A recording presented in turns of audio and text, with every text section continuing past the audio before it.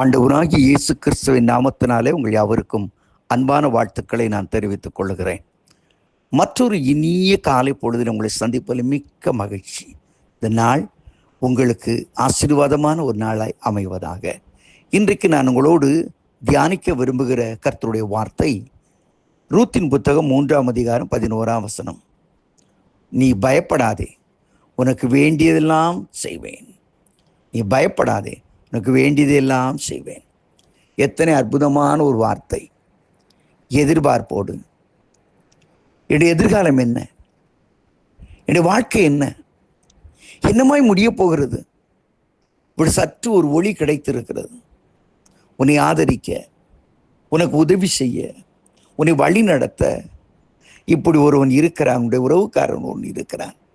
அங்கே போமா என்று நகோமி அனுப்பி வைக்கிறாள்.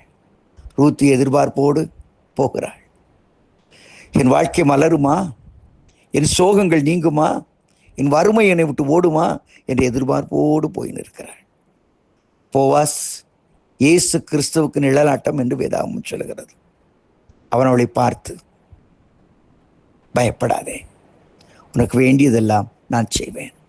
எத்தனை அற்புதமான ஒரு வார்த்தை, எத்தனை அற்புதமான ஒரு வார்த்தை. நான் ஆரம்ப ஊழிய நாட்களில் பல கிராமங்களுக்கு நான் போல்வது உண்டு.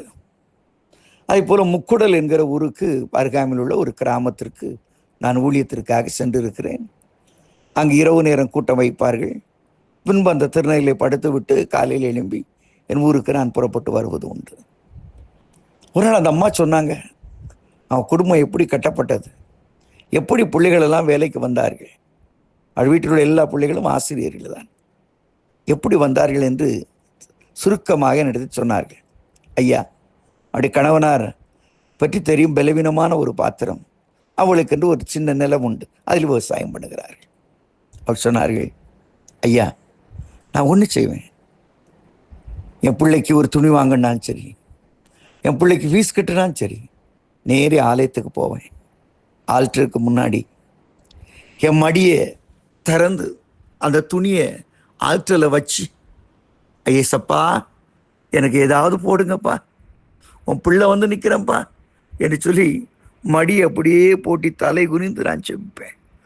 ரொம்ப நேரம் என்னுடைய கண்ணீர் துளிகள் அந்த என்னுடைய சேலையின் மடியில் விழும். திரும்ப நான் அந்த எடுத்து என் முகத்தை எல்லாம் துடைத்து விட்டு வீட்டுக்கு வருவேன். அவ்வளவுதான். எத்தனையோ காரியங்களை கர்த்தர் அற்புதங்களை செய்திருக்கிறார். எனக்கு வேண்டியதெல்லாம் செய்திருக்கிறார். அவங்க வீட்டில் இந்த வசனத்தை எழுதி போட்டிருப்பாங்க. Praise the Lord. இன்னைக்கு நான் சொல்லுகிறேன், உன் உள்ளத்தில் சொல்ல முடியாத பாரம், பல கஷ்டங்கள், பல தொல்லைகள், யார்கிட்ட போகலாம், யார்கிட்ட சொன்னால் எனக்கு பதில் கிடைக்கும், யாராவது எனக்கு ஒரு பதில் சொல்ல மாட்டாங்களா என்று சில சமயங்களை நம்ம அப்ரோச் பண்ணுறோம், தேடுறோம், பதில் இல்லை, உள்ளம் உடைகிறது. What is next? நான் என்ன செய்வேன், என்ன செய்வேன்? அந்த நேரத்தில் கர்த்தருடைய வார்த்தை வருகிறது, உனக்கு வேண்டியதெல்லாம் செய்ய நான் இருக்கிறேன். அன்றைக்கு ஒரு பிறவி குருடன் பார்வை பெற்ற உடனே வீட்டுக்கு ஓட்டமாய் ஓடுகிறான். எனக்கு அப்படி ஆச்சு இப்படி ஆச்சுன்னு சொல்கிறான், நான் தான்றான். எல்லாரும் அவனை விரட்டுறாங்க. ஓஹோ, இன்னைக்கு உனக்கு அற்புதம் நடந்துச்சாக்கும், இது ஓய்வு நாள்ப்பா, அப்படிலாம் ஒன்றும் நடக்காது, தூங்க வேண்டிய நாள், நல்லா தூங்கணும், அதுக்கு தான் ஓய்வு நாள். ஊருக்கு புறம்பே தள்ளி விடுகிறார்கள். இயேசு அங்கே நிற்கிறார். அவர் சொல்கிறார், தேவனுடைய குமாரத்தில் விசுவாசமாக இருக்கிறாயா? அவர் கேட்க, ஆண்டவரே இது யார்? நான் தான்ப்பா, உனக்கு பார்வை கொடுத்து நான் தான், உனக்கு வேண்டியதெல்லாம் செய்ய நான் இருக்கிறேன், ஏன் கவலைப்படுகிறாய்? உன் சொந்த பந்தம் என்று ஓடினாயே, உறவினர் என்று ஓடினாயே, பெற்றோர் என்று ஓடினாயே, என்ன கிடைத்தது?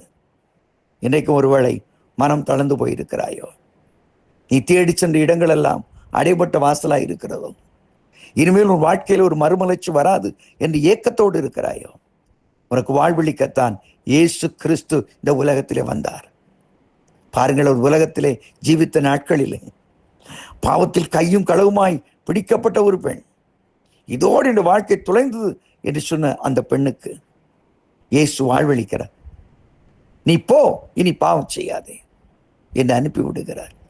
38 வருஷமாய் காத்திருந்தேன், என் வாழ்க்கையில் ஒரு விடிவு காலம் வருமா? ஆண்டவராகிய கர்த்தர் உன் படுக்கை எடுத்துக்கொண்டு நட என்று சொல்லுகிறார். எத்தனை அற்புதமான காரியம்! குடும்பத்தார், உற்றார், ஒருவரெல்லாம் அழுது புலம்பி பிள்ளை செத்து போய்விட்டது. இயேசு சொல்லுகிறார், அந்த பிள்ளை நித்திரையாயிருக்கிறது, தலித்தாகுமி, சிறுபிள்ளை எழும்பு என்று உயிரோடு எழுப்பி கொடுக்கிறார். எத்தனை அற்புதமானவர்! இன்றைக்கு அதே ஆண்டவர் உன் பக்கத்திலே உண்டு. உன் குறைவுகளை நிறைவாக்க, உன் தேவைகளை சந்திக்க அவர் போதுமானவராய் இருக்கிறார். உனக்கு வேண்டியதெல்லாம் செய்வேன் என்று சொல்லுகிறார். நீ ஏன் மனம் தளர்ந்து போகிறாய்? நீ ஏன் சோர்ந்து போகிறாய்? என் வாழ்க்கை மலருமா பிரதர்? என் வாழ்க்கையில் ஒரு அற்புதம் நடக்குமா பிரதர்? நான் மறுபடியும் நல்ல நிலைமைக்கு வர முடியுமா? எத்தனையோ காரியங்களை நான் இழந்து விட்டேன். என் சரீரத்தின் சுகத்தை நான் இழந்து விட்டேன். ஐயோ, என் ஆசீர்வாதங்களை நான் இழந்து விட்டேன், என் நன்மைகளை இழந்து விட்டேன். ஆண்டவர் சொல்கிறார், உனக்கு வேண்டியதெல்லாம் நான் செய்வேன். Praise the Lord. எனக்கு பயப்படாதுங்கள், தயவு செய்து பயப்படாதுங்கள். உங்களுக்கு வேண்டியதெல்லாம் செய்ய ஏசப்பா ரெடியா இருக்காங்க. உங்க தகப்பனாக ஏசப்பா உங்களுக்கு வேண்டியதெல்லாம் செய்ய ரெடியா இருக்காங்க. நீங்க ஏன் பயப்படணும்? நீ ஸ்தோத்தரிச்சு பாருங்க. எனக்காக யாவற்றையும் செய்பவரே, செய்து முடித்தவரே, உமக்கு நன்றி என்று சொல்லி ஸ்தோத்தரித்து பாருங்கள். இந்த நாள் தேவனுடைய ஆசீர்வாதத்தின் நாளாய் மலரும்.